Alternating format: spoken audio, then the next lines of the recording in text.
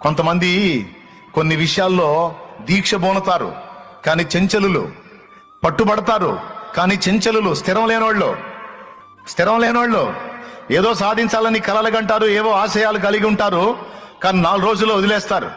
కొన్ని ప్రతికూలతలు ఎదురుగానే అబ్బో ఏదో చేద్దాం అనుకున్నా, అబ్బో మన వల్ల అయ్యేటట్లేదు, అబ్బో ఇది మన కష్టమయ్యేటట్టుందని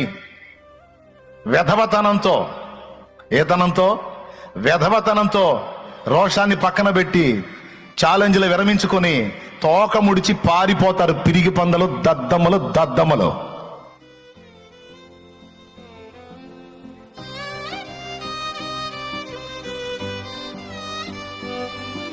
కానీ ఆయన అలా లేడు.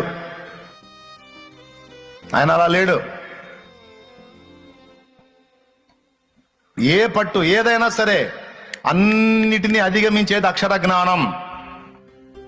కాబట్టి సమాజాన్ని శాసించాలన్నా, ఏది శాసించాలన్నా ఎవ్వడు చదవనంత చదువు నేను చదవాలి.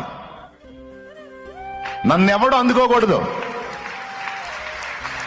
నన్నెవడు రీచ్ కాకూడదు.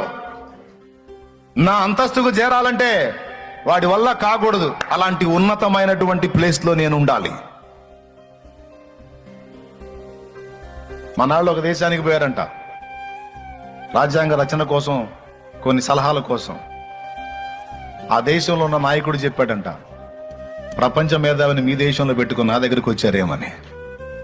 అంబేద్కర్ గారి గురించి మాకు సలహాలు ఇచ్చినోడు మీ దగ్గర పెట్టుకుని, మాకు గైడెన్స్ ఇచ్చిన వాడిని మీ దగ్గర పెట్టుకొని మీరు మా దగ్గరకు వచ్చారేందన్నాడు. అంటే వాళ్ళు కూడా ఆయన సలహా పొందారు.